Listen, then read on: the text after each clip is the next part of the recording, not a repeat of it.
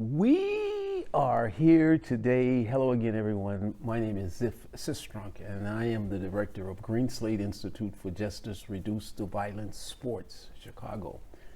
And boy, do I have some guests for you today. First of all, I want to thank you for joining us. I want to thank our producers in the studio and Can TV. Boy, 40 years old, would you believe that? I want to take a moment of silence, as we always do for any show that we do, to take a moment to think about the people who have lost their lives to violence, who have been shot, wounded, and killed.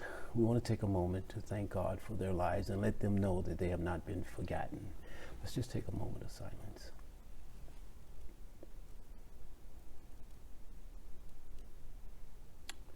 And we thank you. Boy, do we have, if you like food, if you like entertainment, if you like information, and if you like education when it comes to what it is that you put in your mouth, I have two young people with me that are not only historic people, but people who are very active in the community, people who know how to put a smile on your face, put a plate in front of you, and give you some information and education at the same time. If we could go to my guests, and how do you say your last name? Mojo. Mojo. Now, what is your whole name? Yvette Jackson Mojo. Where does that name come from? Mojo is a name that was adopted. It's my married name. And when in the 70s, when people were changing their names, there was a naming ceremony. And what is so it Mojo means from the heart. Wow, from the heart. Well, I'm Yes. thanking you for being here today. And I want to introduce a young man also. Now, your name is not? My name is Rael Jackson. Rael Jackson. And why did your mom name you that? Did you ever ask her? Well, my father actually gave me my name, and if you listen to the story, he said as soon as I was conceived, he knew I was going to be a boy, and he named me. And it was a name that he had taken on for himself, and Ra meaning light and God, and El means light and God. So it's an angelic name. Wonderful. Well, Yes. we're going to share some light to the people who are going to be joining us today, talking about a great program here in the city of Chicago, the state of Illinois, and at some point was in multiple cities here in the city of Chicago. And we are talking about Real Men Cook Father's Day celebration every year. So many people are so excited about that. And I've even gone out to, I think you were in somewhere near 117th. 112th in Michigan.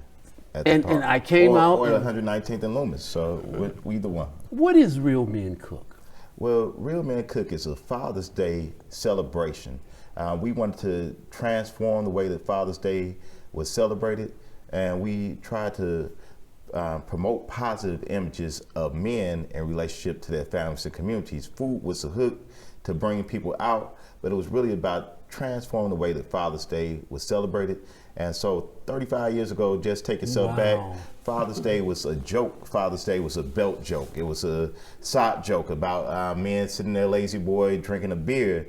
And so since then, you have seen the transformation where people are in their parks cooking, they're having family celebrations, they're creating their own traditions, and that's because of what we did 35 years ago. Well, let me ask you something.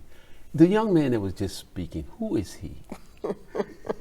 That is Rael Jackson. That is my son. Wow. And he is leading our organization on so many levels. Well, the level that we should start off with is, let's take them back to 35 years. Where did the idea come for Real Men Cook? The idea was about our newly blended family and the co-founder, Kofi Mojo, and how we chose to be leaders of our family by having our children be first. Wow. And so when special occasions, he would be the one to cook the food for them. And then Michael Scott, who was special events person for Jane Byrne, came and said, there's a program, after hearing us talk about our great food and our children, there's a program in New York you should go to, A Woman Raises Money with Men Cooking. And it was called Men Who Cook. We contacted her and said, we want to we want to take over Father's Day with the face of Black men, doing a program that would benefit the community. Men cooking, dollars being generated, but more than the dollars is the image of the Black male as engaged and serving that we wanted to promote. Well, is Real Men Cook just for African American men? No, anybody can be a part of it, but the brand, as Rael will tell you, is really any man will be able to have this. I'll let him speak because I can't say. I don't have to say Let me anymore ask you the same question that I Okay. asked her. Yes. Who is this young lady here Oh, that man, is behind this idea? One of the number many one, my mother, first of all. Second of all, she probably is one of the most dynamic women in Chicago, Black, white. She should be in history books. What she has created, the legacy that she has created is so amazing. Like, she contributed her whole life to give back to Black community, to Black businesses, Black families, and she's transformed the way that things are done, even though she may not be acknowledged, but everywhere in the United States, something of what she has done is manifested. She marketed the first Black stamp, so you had the Kwanzaa stamp, you had the Madam C.J. Walker stamp, Ernest Everett Just stamp, and this when Black stamps first became popular, like when it was exciting for a Black stamp to be released, she was over the marketing for that. Wow. I could go back, so I don't know how far, because Wow. I always have been a fan, even though I would get a shirt that says, if she doesn't drive you crazy, is she really your mother? Because I think everybody has that relationship with their mother, but I can also be a fan as well. But what's interesting is if we go back 35 years, how do a woman create a program for a man? That's like a man creating a purse or dress or something for a woman. How did you pull this one off? Well, I'm the co-founder, number Okay. one. So the male energy was what I was really, as a marketer, really interested in how that manifests, and that love is Well, who was the there other person and so that- deeply. Kofi Moyo. Now, tell us who, for the people who doesn't know who that is. Kofi was my husband, and we were married in '88. And by 1989, we knew we were going to do Real Men Cook, sort of modeled after how he felt, how he worked with his children and family. And by 1990, we had launched it. So Wow. Kofi is a creator. Well, Kofi is a Renaissance man. So he cooks. He has a captain's license to pilot boats. He had a pilot's license to fly planes. And this was your dad? This is my bonus father. Okay, bonus. And This guy likes to use in- bonus a lot, so get used to that word. Yeah, because step has no meaning. So we like to have stuff that means things in the world. He had 8 children. He moved to Liberia. So, during the period he was talking about Black is Beautiful, he took his family to Liberia, and he was looking for the diamond mines. He came back. He was a gemologist. He, swimmer, swim teacher, just a jack of all trades and a avid reader. So this man that was a Renaissance man, and took care of his kids, because when he moved back, the children, they were in Cincinnati. He was in Chicago. He was driving back and forth to Cincinnati at least twice a month to see his children. And in the summer, we would all come together. We had a summer home in Fox Lake, and we all play together. He would have the boat. And then what would be meaningful for the family, for some guy that did all the cooking, and it's interesting because he came back from Liberia. He was a vegan. He was a strict vegan. Wow. And so my mother was a pescatarian, and so he started cooking fish and different dishes like that. And he became famous for his catfish. Captain Kofi's catfish is in the cookbook. So just a Renaissance man who took care of his family, and we knew that the stories about men leaving their families behind, because he was going twice a week to Cincinnati, which is a 5-hour one-way trip, to see his children or to bring them back to Chicago with him, and then taking them back and then coming back to Chicago. We knew that men wanted to be with their kids, that men wanted to be in the lives of the kids, but there were certain circumstances sometimes that did not allow that. And so for Father's Day, we wanted to make that meaningful. The same way that Kwanzaa is aligned with Christmas, you have Kwanzaa right after Christmas. We followed that alignment to tie in Father's Day to make it meaningful. Wow. Here we're getting ready in a couple of weeks to go into Black history here in the country. Do you feel as though Real Men Cook is a somewhat history in itself, Black history in itself? And so which way, how do you see the role that it has played? We've been very intentional from the beginning. Our goal was to do institution building. Well, I had the marketing experience. Did I want to go take somebody else's product and do something? Or can I take the knowledge and uplift, enrich, and enhance the lives of our people, of Black people, particularly in Chicago?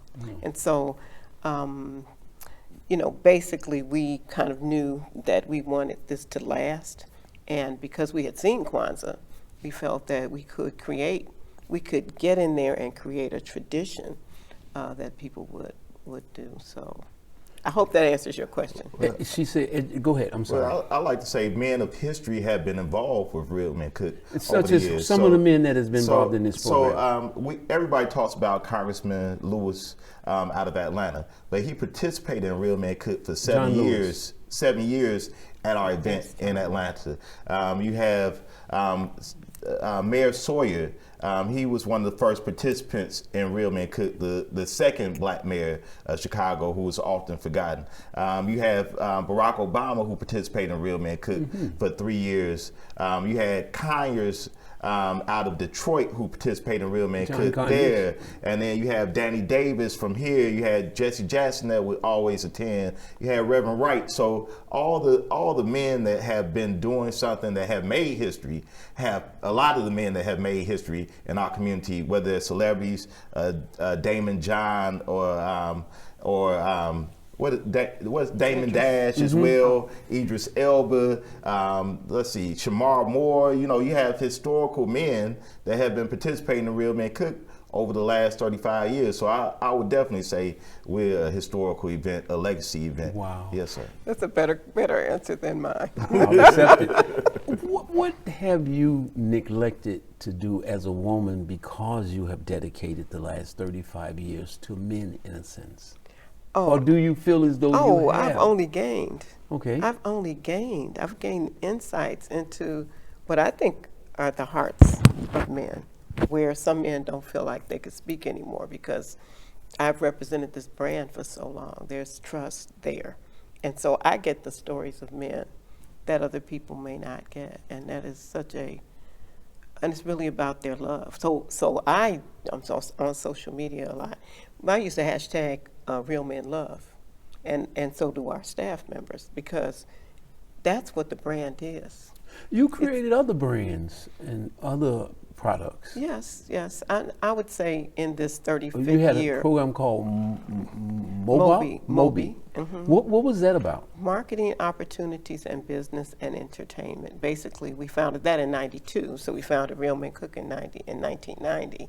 And I call myself a creator and an entrepreneur, a creator, so that we could create things that would last and make a difference. So Moby is a conference series, marketing opportunities in business and entertainment, created because we had gotten so much insight doing the work we were at the Regal producing shows, the Regal Theater on 79th Street.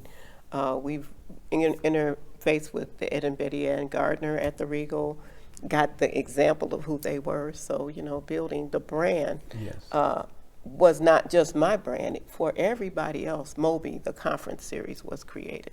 Has it ever been international on any form, in any form, whether it be actually, your T-shirts over in Ghana or whatever? Well, the brand, Real Men Cook, is something that we found on the internet was celebrated outside in Africa and places in the Caribbean, places like Ireland. So we know the brand is global. That's what you were telling me So- when we had a chance, the opportunity to speak prior to us talking, is that they may have, it's like, it's many colors, but it's the same brand. Yes. And you, technically, you own the brand. We own the trademark, Real Men Cook. Wow. Yes.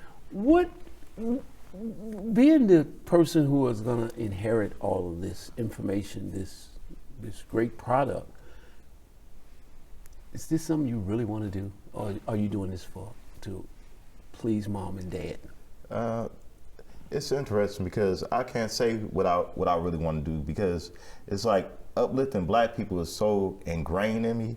I just want to see her dream and the legacy to continue, because I think it's so powerful and the connections are so powerful. Like the things, like I look back and think about the stuff that we've created and the stuff that we do every single year, because it always feels like you're not doing enough. It always feels like a trial, because, you know, sometimes money, you know, you like struggling, like trying to make things happen. And, you know, but we always make things happen in such a wonderful way. And when I look back, it's like, oh, you know, that's unbelievable. Wow. To see us take a piece of land, bare land and grass, and then had tents and, you know, people smiling and families coming and babies, you know, people with carriages and men with the kids in their arms, you know, to see that is like a miracle. It's like, wow, we created all this.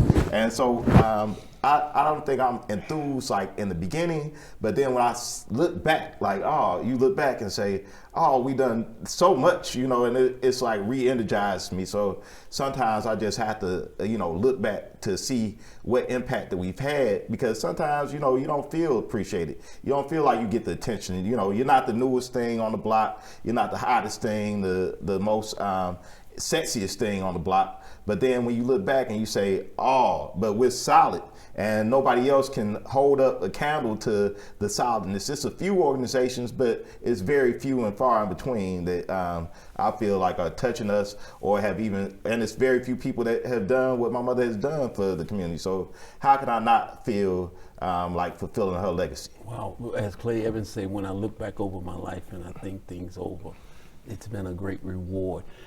Let me ask you, when you started this off, and looking at it now, has there been not only a financial struggle, but have corporate America been responsive? Have the local people been responsive? And then if not, how can moving forward, can people begin to think in terms of how can they be part of the big picture of Real Men Cook? In the early days, and you want to?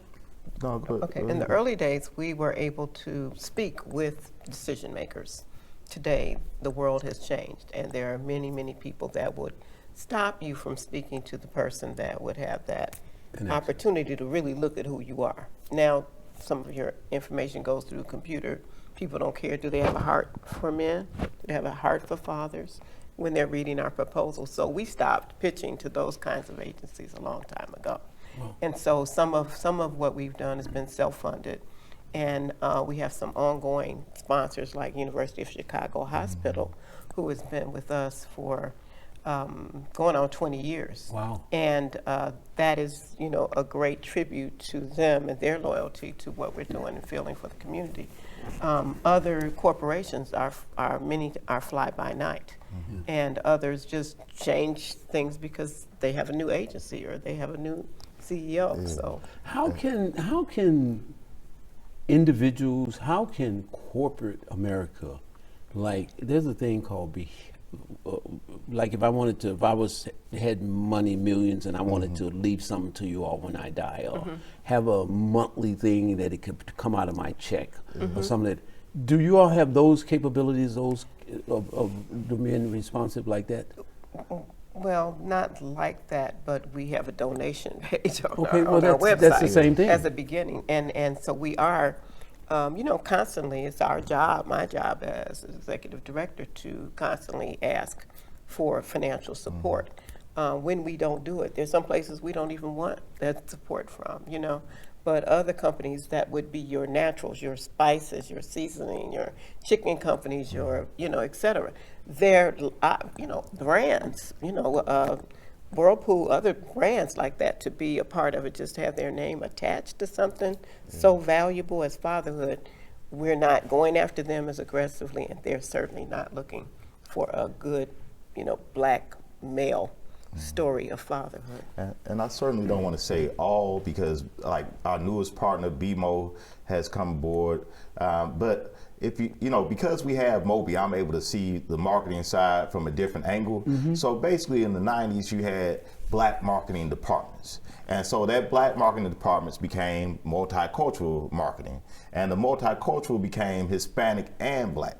So some of that stuff sort of got taken away. People got promoted, you know, with these titles, and then they got their budgets taken away. So back in the day, you know, it would be black people that could write checks to black people. And they got promoted, got raises, and they had that power taken away from them. And so now it's decentralized. And then, you know, us being in Chicago, a lot of the people that are making the decisions aren't from Chicago. So they have no understanding of the history or legacy. The millennials, you know, some type of broken bridge of the knowledge and connection of the history and legacy that people bring. So it's almost like every 5 years, you know, we have to retell the story about who we are and what we've done, even though, you know, I feel like the accomplishments and, you know, the history is significant enough. You still have to tell the story over and over again. Wow. Take us to a typical preparation, a typical year in getting ready for, like this is January now. What are you all doing now getting ready for Real Men Cook? Well, let me just say this. We also operate the nonprofit Real Men Charity. So there's always something going on of service to the community with the nonprofit. So that's So if I needed you all to come out and speak to an audience or a classroom or something like that, that's something you all could facilitate. Absolutely, absolutely. And the other side of it, what's I gonna say? We were talking about the preparation preparation for the year. So the other side of it is we're recruiting. Yes, he's in we're charge. currently recruiting men to participate in the event. So looking for cooks. You know, if chefs and cooks. So it's people that cook around the house that are great cooks, and so we're recruiting. We're in that recruiting process right now. Wow. Yes, and when the event take place, how many men do women participate? Not that women participate as volunteers. It's a men program, right? Right. The But women volunteer. there are a That's lot of- discrimination. The women, that lady over there, she say that's discrimination. There are a lot of women who love to be the support, to take the tickets, to help do the support, marketing. wrap It takes around. a trim. If we have 50 men cooking, we've got to have 50 women at least 50, probably to 100 volunteers. Yes. Wow. Yeah. And what are some of the dishes that these men cook? Oh man, everything from sweet potato pie to cheesecake. My favorite dish from a while ago, and I think this. I don't know if he's still with us, but this man used to cook pancakes every year, and that was like the highlight. The pancakes were so good. Then we had he would have the whipped cream and then the berries and different things to put on the pancakes, and I would look forward to that every single year. So, but macaroni and cheese. Some men, it's been men that cook steaks and brisket. You know, so you have a wider range of traditional dishes. You know, pastas. You know, lasagna. And so, you know, it's a wide range from appetizers all the way to desserts. And also, there's always a selection for people who don't eat meat, who are vegan but that's what I or was gonna say. vegetarian, fresh fruits, vegetables throughout the event as And well. do it be multicultural dishes that are at this event? Yeah, because everybody's got people kind of tell not everybody's got, but men love to tell a story about the history. And so some have looked back and seen with their family history and found a dish that represents that. Or maybe their first generation in this country and they're representing that. So there's a wide variety. How can children be part of this other than the education of what has happened for 35 years? And what is the youngest person that has ever participated with Real Men Cook? The participants are also the audience, don't forget that, because everybody gets in the show because they get a chance to say, this is my dad, I brought him today, or this is my coach. Never had my dad in my life, but this is my coach, and I And he brought him comes out today. to it. Or this is the three generations of our family. That the attendees become the stars. Or somebody might say, I never knew my father, and I never want that to happen to my kids. They're going to know a spirit of fatherhood. So I envision, and what I see just from my conversation with you all is that this can be a generation connection from generation to generation to generation, and this could be the event that could bring them together around that. That's it's part not of our just legacy. education.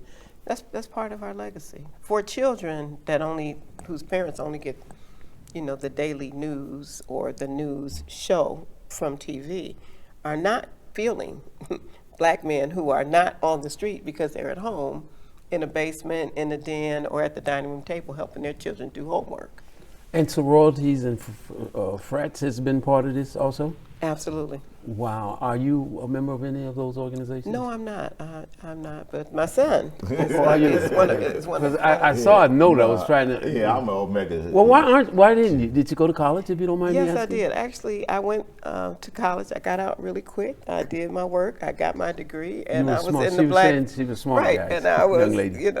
a president of the Black Student Union at my college, and I just didn't feel like I had to choose. Can you envision a cook-off with all of the different groups? Definitely. And is that also part of the program when Well, everybody's is there a little competition going on It there? is a little competition. One year we actually did a fraternity row and had all the organizations represented. My bonus father is a Kappa. I'm a Q. It's a lot of Alphas that participate. It's a lot of Sigmas that participate. So I think, we all represent something about manhood, and I think that's drawn around that Father's Day period. Wow. Let me ask you about schools and colleges and daycare centers and things like that. Do you envision, as the program continue to grow for the next 35 years, that this program could be an educational piece, a training, a teaching piece? Do you sort of see that down the road for this program? Well, just for history, we were in 8 Inglewood schools before the school closings, and we had a program called Real Men Cook with Kids, Strengthening Families and Communities. And it was a healthy cooking program where men went into the classrooms, and fitness, health, mental health, emotional wellness, etc. Fast forward to today, we now have free day camps at our venue, which we also purchased the quarry in South Shore. And so we've done free day camps that are modeled after freedom schools. So yes, we have relationships with the schools. We have children learning in our facility, and that's part of Real Men Charities. For everything from safe and peaceful Chicago summer activities all the way through Kwanzaa. Which brings up an important point is we just gave away 70 computers to families in the South Shore area. So I'm very proud of that as well. Well, how do you see young men and fathers in the future, the next 35 years? How do you see their roles, and how do you see this program rolling over into summer programs and in schools where not only kids are learning how to prepare food and learning what foods are good for them, learning the different variety of foods, the different foods. How do you see, have you begun to give that any contemplation about moving it to the next generation and getting educational institutions involved in this? So I'm trying to figure out how do we transition from this analog space to the digital space, because a lot of that was rapidly transformed during the pandemic, where you had analog, where you passing out flyers and everything else, and then all of a sudden it's all social media. We thought it would be a longer transition. So the whole thing is about how do we connect with the next generation, and so I'm looking into that right now, because we see what we see in social media is a lot of misinformation. Like the bad tends to stand out, so we think it's probably maybe, let's say 30%, less than 50% of the people are not doing the right thing, but it seems like that seems to be the majority of stuff that we see. Real Men Cook has always been about promoting the positive images. So as we tend to do our counter propaganda, of who we are and trying to inject what's positive about who we are looking for those young leaders, those young men that want to make a difference, because they're out there and they're smarter than us. But what are some of the city, state government agencies that has been involved with Real Men Cook? A while ago, we had DCFS, but not recently. Illinois no Department of Public Health. Health. They always sponsored our health and wellness pavilions, which we've been doing since 1999. Started with Dr. Terry Mason and Dr. Eric Whitaker, and continued with Dr. Arnold, Damon Arnold. Yeah, and then Joe Harrington as well. So. Yes, absolutely. So, so basically, that's the involvement we've had, but not in recent years. The state, the city recognized us during Juneteenth. Wonderful. For being a legacy organization a couple of years ago. And we will say the mayors typically come out to Real Men Cook. Mayor Johnson came out to our kickoff in 2023 after he was inaugurated. We had Jonathan Jackson that has participated come out to eat with his father, Jesse Jackson, now Congressman Jonathan Jackson, and then the alderman come out to support us as well. So, we still have those relationships, but, not departments or institution-wise. Wow. What would you say to people that want to use Real Men Cook as an example in their household for morality, teaching, and even what we eat? How do you feel being a leader in families in this, that they've attached such a not minor thing as a cooking event to guide their family with principles and things such as that? Well, one of the things we're doing, and we're very much into the healthy lives and healthy families and communities aspect. Every month we do a conversation about what ails us. As we've done suicide, we've done diabetes, stroke. These are things that Black people suffer with more.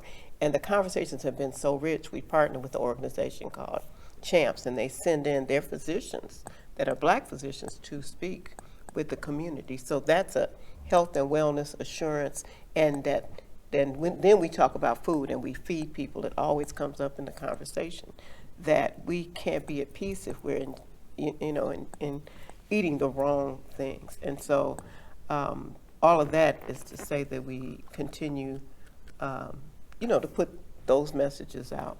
And years ago, Real Men Cook, has any entertainers been involved in celebrities? Yeah, a lot. Been involved with my Real Men favorite Cook? one is in New York, Idris Elba, the actor who just got the 007 job. He actually hosted Real Men Cook. Ta-Nehisi Coates, the writer, and his father, Paul Coates, hosted Real Men Cook in New York and signed the copies of his first book, which was called The Beautiful Struggle, dedicated to his father. Isaac Hayes before he passed. Isaac Hayes, who was a cook, yes, Wow. before he passed. So we have a celebrity list. So you all are also thinking in terms of like if Australia wants to do a Real Man Cook, that you are talking about licensing and things such as that. Yes, sir. We would definitely like Trademark and licensing. Yeah, we would love for anybody across the country to be able to do a Real Man Cook in their own town or churches, church men's groups as fundraisers for themselves. If anything that is So I can do Real Men Cook for my baseball league and raise money that way. So I just get in touch with you all and you all show us the different steps to take to turn this into an event. So all over this city, every ward can have a Real Man Cook either on a certain day. Does it have to be on Father's Day? Technically, that's the day you want it to be. But it could be events leading up to that? Definitely events leading up to that, but we want to keep Real Men Cook. We want to keep ownership of Father's Day to really build Father's Day. One thing that you said was about the men that participate. When men cook, it's a love of the food, of the cook. They tend to cook with a different type of intention. And I noticed that when I would cook, my bonus son would actually sit down at the breakfast table, if I cooked pancakes or whatever. But then if his mother cooked, he would just go up and go to his room and watch TV. You know, so it's a whole different type of vibe when men cook. Families come together. You think about your barbecues. Your friends are coming out. You know, it's a ritual around food that's not the same as when women cook. And men really get into this cooking for football games Yes, and for barbecues and things like Yes. that. Let me ask you something. What has this meant for you as an individual? Have you, you know, because I know what it's like to sort of dedicate yourself to something when you really dedicate it. Well, what has it meant for you as an individual? It means that my grandfather, my great-grandfather, my brother, my nephews are recognized as who they are.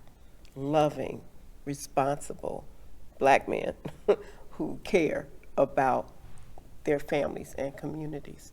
That is, to do that for them and to have the world see, you know, love. It's love. It might be manifested in different ways, but when you're serving, you're loving. And I just, you know, that could be the legacy. I'm fine with that, but if I can get families to do better, to do more, to love more, for communities to be happier, that would be. Well, how can we do that good when resort. you have a certain population, and not to be discriminatory or anything, but you have certain populations that want to take the word father out of the conversation? Well, I don't think that I can discuss that, and not many people approach me about that. All I know is that our children, you know, are lacking something if the father is not in the community. That doesn't mean the fathers can't raise children by themselves and women can. I was a single mom for a while. But, you know, there's a different, we're human beings, and both And we all made have us. different needs. Both made us, and both can pour into us. What are some of your best dishes that you enjoy and that you've enjoyed at the Real Man Cook? Besides brisket, like brisket is my favorite thing. But if I cook, I would cook a pasta or something like that. I like scallops. So any type of seafoods that are available, you know. So it's pretty much everything has been good to me. What happens if Snoop Doggy Dogg come to you all? That's what I call it. Went all the way with And that Snoop full- Doggy the Dogg full say, name. I want to do a Real Men Cook celebrity program. Okay. I want to get rappers, I want to get football players, I want them all to cook. And I want to do this every year for charity. And we raise, like Jerry Lewis, a lot of money. Would you all be open for something like that? I would, you know, because what he does for kids, I mean, you've seen him as a coach. You've seen how he's transformed his image. You see how he cooks with Martha Stewart. You've seen how he's changed, how he even parents with his kids and uplifts his kids.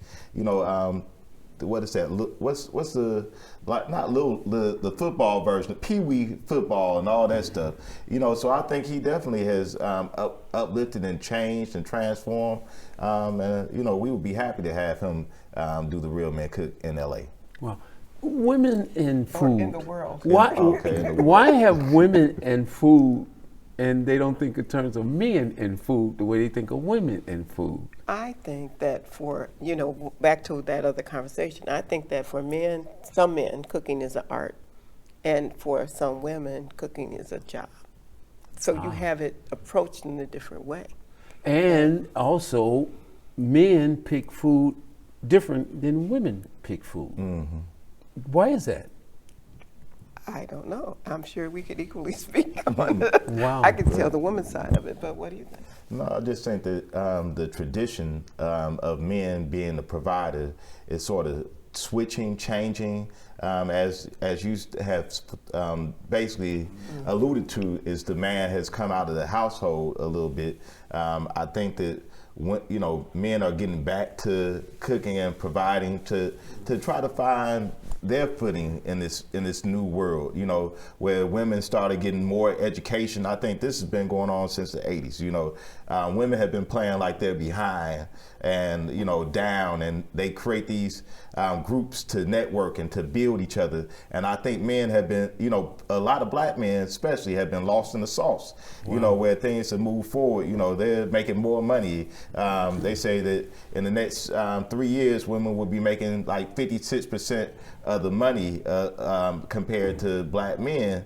And so, you know, as women rise, men are going to try to have to find their footing in this brave new world. And cooking is going to be one of those spaces. Well, listen, now we have 5 minutes left. Okay. So what I like to do now is not teach. Well, that's what, Yeah. see, that's what's coming from Real Men Cook. I want to see how people, if I'm at home and I got a checkbook and I can donate, if I'm at home and I want to get a website, I want to give some on the website.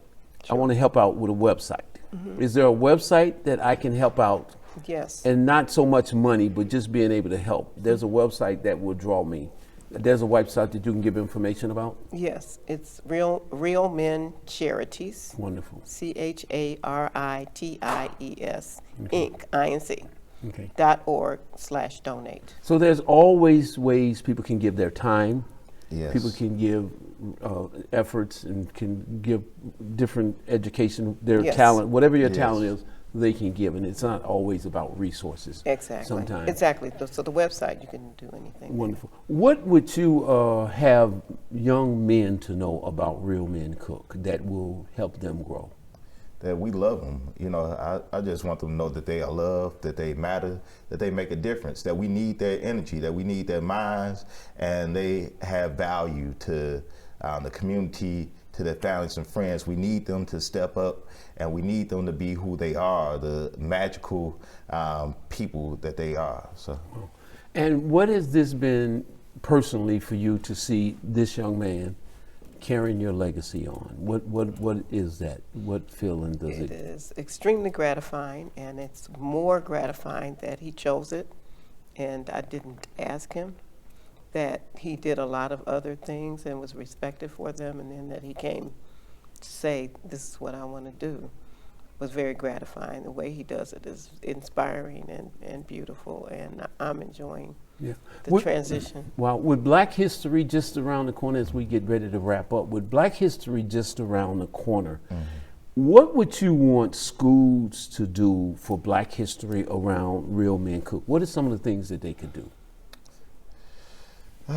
They could actually have our book, which was published by Simon & Schuster. They could have the kids read these stories about the men and the lives of these men to be able to understand the connection between food and the history and the legacy that the men have participated. And what's the name of the book again? It's called Real Men Cook: Rites, Rituals, and Recipes for Living. Real Men Cooks, right? Rites, Rituals, and Recipes for Living. And then the soft cover is called 100 Recipes. And by Real you Men all Cook. once had a flour mix, A cake mix. a cake mix. Right. Did you have yellow, brown, and the different colors? It was called Real Men Cook Sweet Potato Pound Cake. Wow. And it was on the shelves, probably as many as 1,000 shelves, but an average of about 350 shelves, all the jewels, etc. What would you like to tell him about what he's done with Real Men Cook?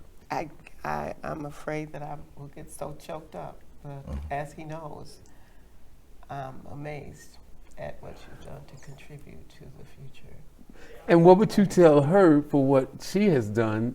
I just want to say thank you from all Black people. That, you know, I don't think that you'll ever really understand, you know, what you've done for the community and for, you know, just South Shore, you know, everywhere. The city, South Shore, community, hyperlocal, national. I don't think that you'll ever really receive the type of accolades that you deserve, but I recognize you. Well, she's going to get them today because not only do we thank you here at CAN TV and we thank Real Men Cook Foundation, and we wish you well, and we thank you both for stopping here, and we invite you back again here. This is our 40th year here at CAN TV.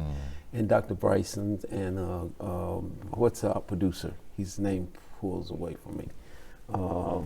The guy behind the camera. Good. We can't think of your name, but that's okay. We thank him anyway.